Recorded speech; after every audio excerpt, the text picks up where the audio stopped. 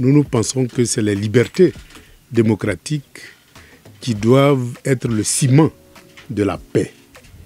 Parce que quand un gouvernement gouverne, il y a des injustices, il y a des gens qui ont des revendications légitimes et justes, il y a des gens qui ont d'autres convictions, et c'est lorsqu'on leur donne la possibilité de s'exprimer que la société peut évoluer.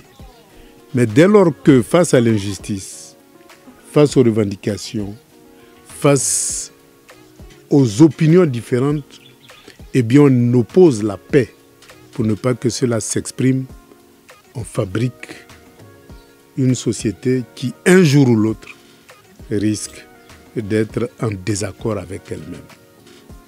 Nous ne sommes pas ceci.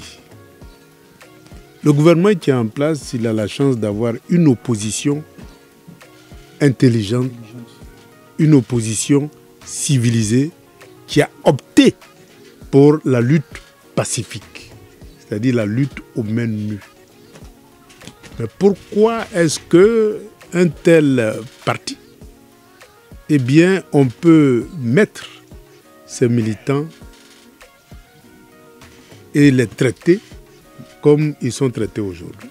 Avant-hier, c'était le ministre Dosso qui a été arrêté, mais lui emprisonné, parce qu'il a appelé à manifester contre la vie chère. Alors que la vie chère, elle est vraiment chère. Et ce n'est pas en emprisonnant Dosso que la vie deviendra moins chère. Au contraire, c'est sa mise en liberté qui allait permettre de trouver des solutions aux souffrances des Ivoiriens qui vivent effectivement la vie chère. Mais non, on a préféré casser le thermomètre pour ne pas voir la fièvre qui monte au sein de la société. Ce n'est pas la bonne façon de gouverner. Avant-hier aussi, c'était Gala Kolebi qui avait été arrêté et emprisonné. Tout simplement parce qu'il s'est exprimé. C'est-à-dire qu'il a exprimé son point de vue. Il a été arrêté et emprisonné. Il y a beaucoup d'autres camarades depuis 2011 qui sont encore là-bas. Des militaires, des civils. Beaucoup sont encore en prison. Eh bien, ça montre que eux, pour eux, dans leur esprit, eh bien, la paix, ça doit être le tombeau de la démocratie. Mais pour nous, c'est la démocratie qui doit être le fertilisant, l'engrais pour la paix, une paix durable. Et donc, le combat que nous avons engagé, c'est pour faire de cette Côte d'Ivoire-là une Côte d'Ivoire démocratique. C'est-à-dire où les libertés démocratiques constituent le ciment de la paix.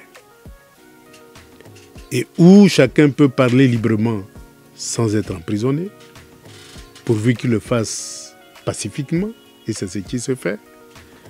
Où chacun peut revendiquer ou réclamer une société juste sans être emprisonné. C'est cette société-là dont nous avons besoin. Une démocratie comme ça. Vous savez tous que notre champion, le président Laurent Gbagbo, eh bien, est ivoirien. Mais aujourd'hui, en Côte d'Ivoire, Blaise Compaoré peut être électeur. Mais Laurent Gbagbo ne peut pas être électeur. Voyez-vous un peu l'absurdité de la situation dans laquelle nous sommes. Et Laurent Gbagbo, dans ces conditions, eh bien, ne peut pas être éligible.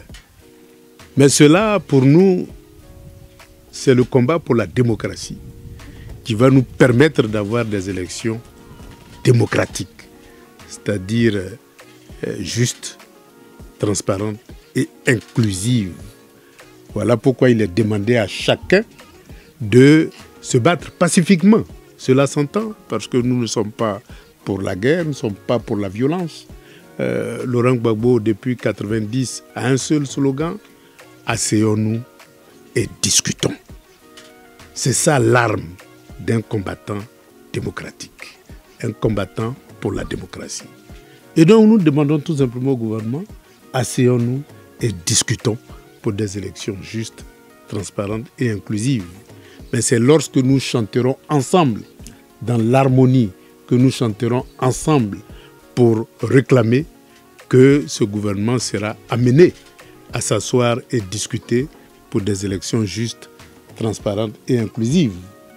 C'est pour cela aujourd'hui, Laurent Gbagbo lui-même a pris le devant de la lutte et a décidé de donner de la voix pour que finalement on puisse s'asseoir et discuter. Nous osons croire que la volonté populaire, parce que nous voulons une société démocratique, c'est la volonté populaire qui doit s'imposer à ceux qui nous dirigent. Et nous osons croire que la foule qui se déplace pour l'écouter va permettre de faire comprendre que le peuple veut autre chose que des élections exclusives. Et ce combat-là, c'est ce combat-là que nous sommes en train de mener. Et il faut qu'on y arrive. Parce que c'est notre candidat qui, s'il est candidat, eh bien, il n'y a pas d'adversaire. Mais aussi, sachez qu'en Côte d'Ivoire, lorsqu'on n'a pas un gouvernement démocratique, on peut gagner les élections. Et comme le disait notre cher président Damaka Daïko, on peut gagner les élections et perdre les résultats. C'est ce qui s'est passé en 2010. On a gagné les élections, mais on a perdu les résultats parce que Gbagbo était seul. Mais ce qu'il a sémé en 2010, eh bien on constate que ça a poussé partout, en Afrique, partout dans le monde. Donc celui qui était seul hier n'est plus seul aujourd'hui. Donc en 2025, je puis vous dire que si on gagne les élections, on gagnera les résultats.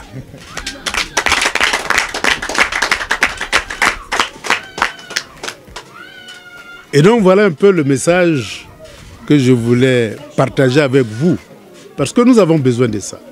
Nous avons besoin d'une société démocratique où on peut vivre sans être emprisonné, tout simplement parce qu'on revendique. Mais on revendique une société juste. Aujourd'hui, nous avons une société où le parti qui est au pouvoir met l'État, c'est-à-dire l'État qui est la propriété de tout le monde, au service uniquement du parti, de leur parti. Alors que l'État devait être au service de chaque citoyen. Mais voyez-vous un peu l'administration, voyez tous les secteurs d'activité, de haut en bas, eh bien, si vous fouillez, c'est RHDP.